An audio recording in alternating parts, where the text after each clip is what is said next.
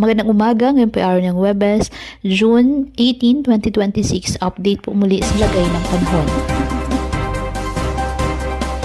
Ayon sa Pag-asa, isang low pressure area ang minomonitor sa labas po ng Philippine Area of Responsibility sa silangan ng bansa.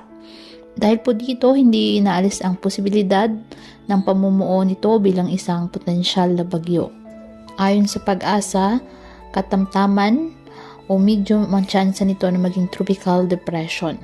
Posibleng pumasok ito sa PAR sa susunod ng mga araw at kung maging bagyo man ito, papangalan itong Bagyong Francisco ng Pag-asa kapag nasa loob na po ng ating PAR. Sa ngayon, easterlies ang nakaka-apekto sa eastern section ng Visayas at Mindanao. Dulot na nasabing easterlies, asahan ang bagyang maulap hanggang sa maulap na kalangitan with isolated rain showers or thunderstorms sa eastern Visayas, Dinagat Island, Surigao del Norte, Surigao del Sur at Davao Oriental. Ang Metro Manila at nalalabing bahagi ng bansa apektado po ng mga localized thunderstorms. Mag-ingat po and God bless.